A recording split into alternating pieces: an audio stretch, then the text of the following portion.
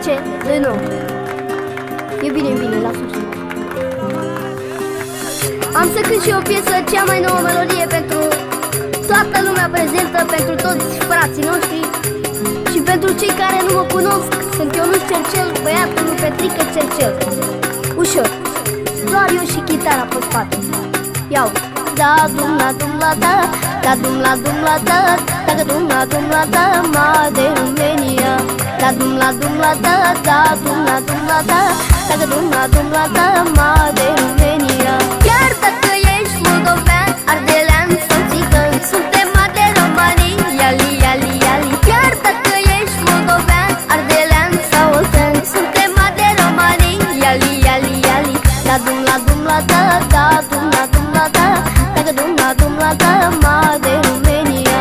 Da dum la da, da dum la da, da dum la da, ma de România.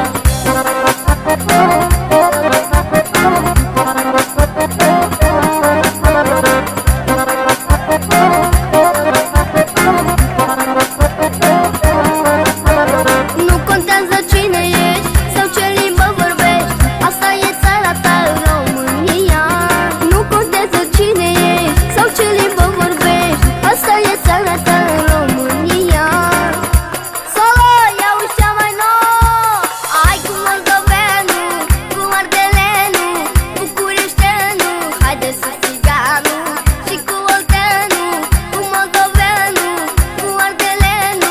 Da, da, da, da. Chiar dacă ești moldovean, ardelean sau țigan, suntem de romanii, iali, iali, iali. Chiar dacă ești moldovean, ardelean sau oltean, suntem de romanii, iali, iali, iali. Da dum la da, da dum la da, da dum la da, ma de România. Da dum la da, da dum la da, da dum la da, ma de România.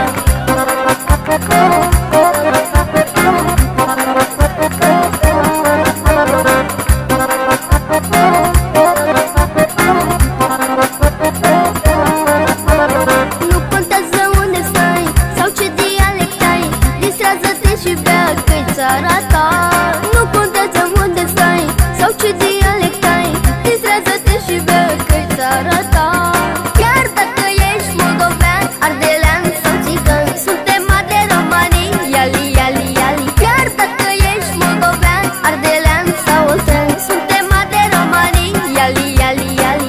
Da dum la da, da dum la da, da dum la da, ma de România. Da dum la da, da dum la da, da dum la da, ma